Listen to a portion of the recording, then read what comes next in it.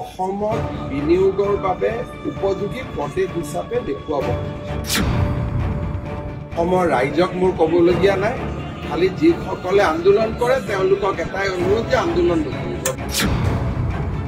বাকী অসমৰ জনসাধাৰণ নিজে ইমান মেচিউৰ যে তেওঁলোকক মোৰ উপদেশ দিবলগীয়া একো নাই।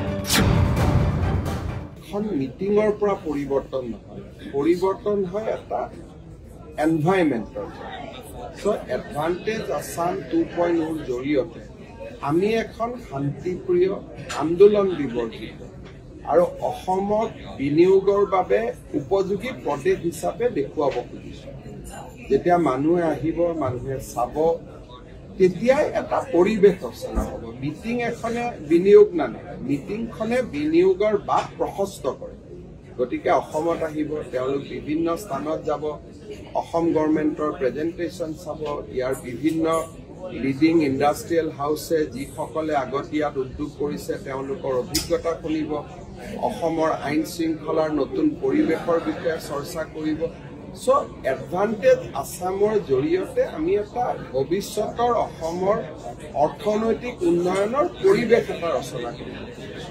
এনেকুৱা নহয় যে আপোনালোকে তেওঁলোকে এখন মিটিঙত মাতি দিলে, মিটিংখনৰ পৰা কি হ'ব? মিটিঙে নতুন অসমখন তেওঁলোকক দেখুৱাব।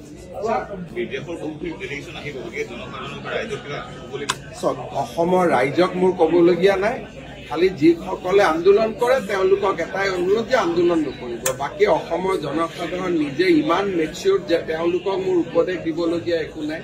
বিদেশৰ পৰা মানুহ আহিলে, ভাৰতৰ প্ৰধানমন্ত্ৰী আহিলে কেনেকে আদৰণি জনাব লাগে। অসম এখন অতিথিপৰায়ণ ষ্টেট, এইটো অসমৰ DNA-তে আছে। গতিকে অসমৰ ৰাইজক কিবা পৰামৰ্শ দিয়াৰ দুঃসাহস মই নকৰোঁ। খালি যিসকলে মাজতে অলপ চলপ আন্দোলন কৰি অসমৰ পৰিৱেশটো বিনষ্ট কৰে, মুখ্যমন্ত্ৰী হোৱাৰ প্ৰথম দিনাৰ পৰা এইটো কৈ আছো যে আন্দোলন বিবৰ্জিত অসম এখনে ভাৰতৰ ভিতৰতে এখন ডাঙৰ অৰ্থনৈতিক প্ৰদেশ হিচাপে অসমক লৈ যাব।